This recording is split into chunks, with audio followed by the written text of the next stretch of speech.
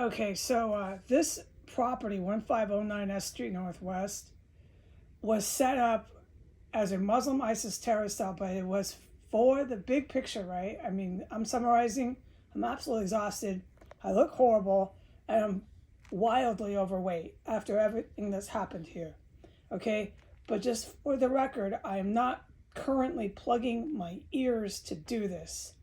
But we know where we're at. We know what you have to do to function here. And there's no more playing games or any of this funny business, all right? Okay, so what I'm going to say is this property that I moved into, this was like a honey trap for me, okay? But it was already set up with criminals, habitual criminals, Murray, and this female named Ball, all right? And then the other one who I think he's deceased, that I have on a lot of my evidence that I've kept. It's this Latin male, okay? They all lived here, and this was a drug place. I don't need to sit here and start defining everything because I can't recall words. That's the reason why. All right, so this was already up and going here. And then when Donald Trump lost his first chance with Putin to attack the U.S., which is when you met me, the world had met me, okay? And I started working vicariously. We have to be factual how I did it.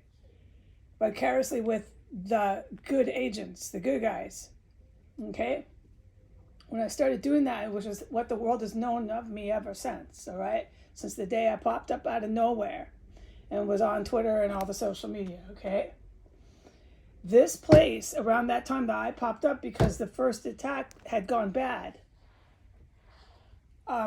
was functioning and operating to be used as a location to enable the cooping military and whoever wanted to join with them, that's the police and so on and so forth, to insurrect in the United States. So this insurrection that you know of on TV is minuscule compared to what I've witnessed and what they're actually pulling in here. And this is why I've told the world, and I'm correct in saying this, is perfectly okay to say this, because I'm correct. I'm not misinforming people. There's a system. I can't call it what it really is because I just have to be careful. There's a system here, let's just say, is classified. And even when I leave here with the good guys, there's a system here that I can't even have full knowledge of. Not for probably about 12 months because it's so classified and it's foreign. It's a Russian system. Now, you don't know what I'm talking about. I have to beg your pardon because I cannot say it anymore with what you witnessed that the DCPD are willing to do in order to cover up for their crimes. I just can't. So system is system. It's a Russian system, and we're going to have to leave it at that for the day. Maybe tomorrow I can be more clear on what the heck I'm talking about. But I made it very, very, very clear for multiple years what the heck I was talking about. So just go ahead and review my prior videos and you won't have any trouble figuring out what the heck a Russian system really is. But that is certainly here. And that is why the Proud Boys kept returning here. Proud Boys are some of Trump's big-time insurrectionists who are civilian, and there's other worse ones, far worse ones. Trained militia, really, really dangerous motherfuckers. It's been a whole gamut of very violent, evil people that have been hosted and harbored in this sanctuary. And the sanctuary is S Street Northwest. Okay? So we have a location, the sanctuary is primarily run and supported by the Muslim terrorists. Okay? This is Iran and Saudi Arabia. Big time. Big time. And Trump set it up. Putin's big time here too. I'm not totally aware of the Russian, except with the system that I am a big witness to. I am a witness, can describe, so on and so forth. What witness means, by definition, that system. Oh, I know I am.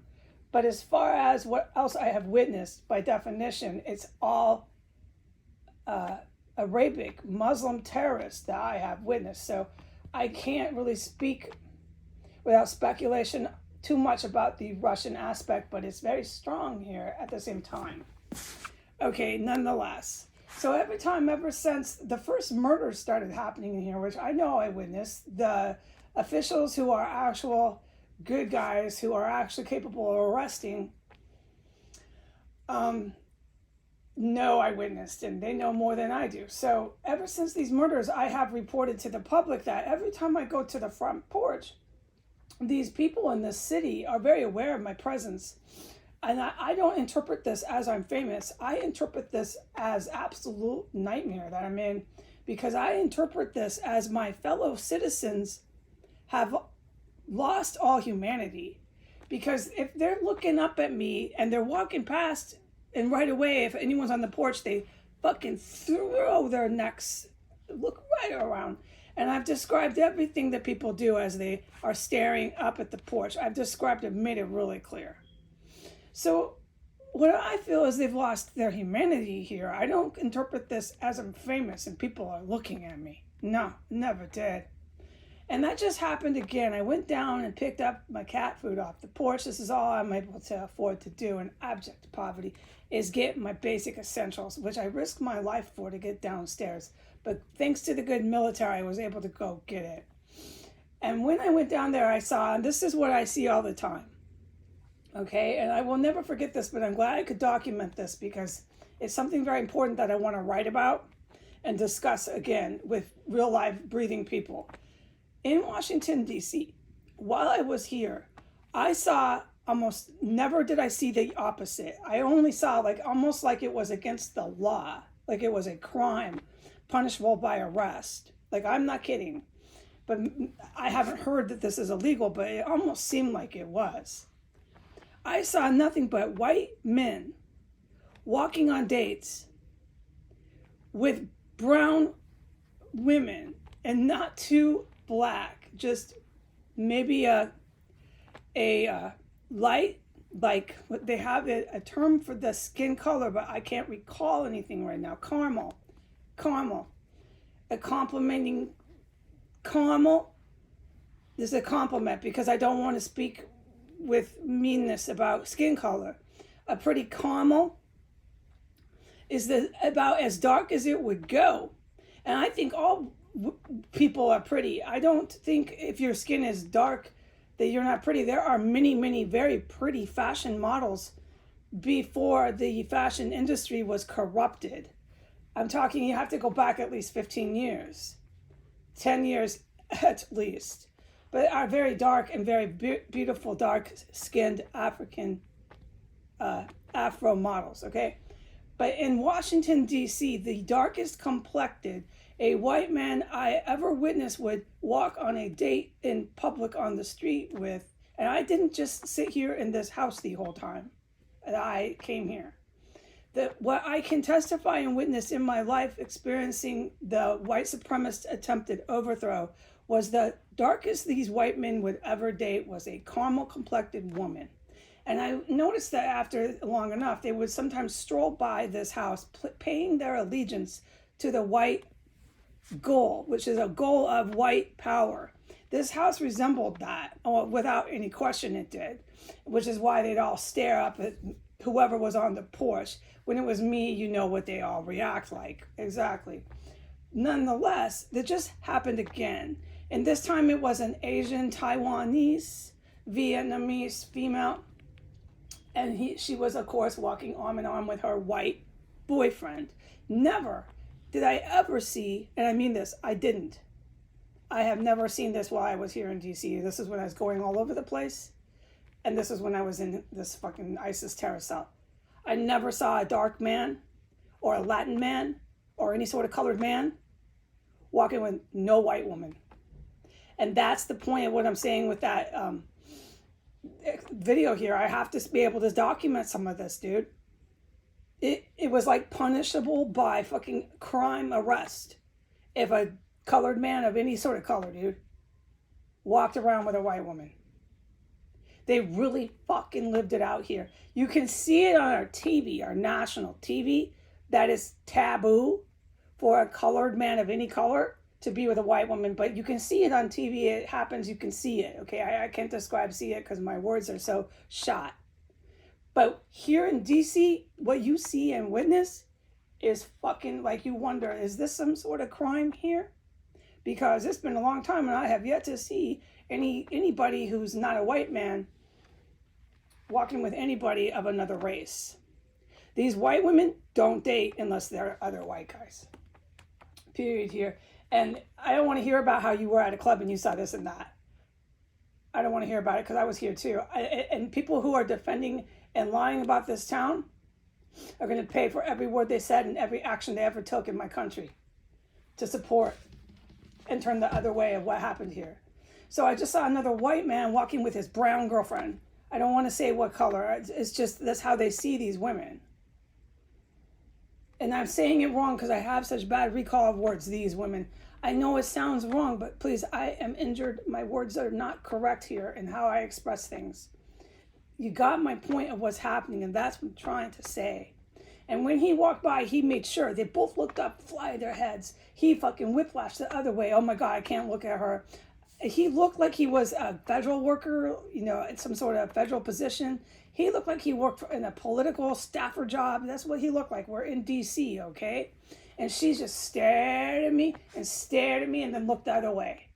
We know what they do. They stare me down. The female fucking did that. And this is what I say every time, like a broken record. Do you realize, woman, I'm a woman too. Do you realize as you walk with your white boyfriend, do you realize that they have killed more than the white women here? They have killed brown women here. Do you realize they cannibalize in here? Do you care about cannibalism? Are you supporting that? Do you fucking realize what you're showing your allegiance to? I'm a witness to serious cannibalism. And I know I am. And so do the actual military. It's horrific what happened in this house. It's part of our fucking American history now. Excuse my language, but that's when the cuss words come out. Because it's painful that we have that in our history. And so I, in defense, start cussing. You'd hear them go down. You smell the dead bodies. And then about an hour later, they start cooking them. And they did this over and over again for years. And then they're both sick now. They're both really sick now. You can look at them and see they're sick. Now the whole town looks up right away when anyone opens the door, and they can see these people are fucking sick now. And I allege and strongly believe, but I haven't, really got any of the tests back from the doctor's office, which the good guys will get when they arrest them, what exactly they're sick from. But the cannibalism was so off the charts here, I would think right away it had to be that. This is so fucking disgusting what these people are doing in this city, walking by, fucking loud and proud as they walk past this fucking place, okay? And just to close with, as soon as I got back upstairs, okay? After I closed the door and I locked the door because I'm doing that nowadays on purpose.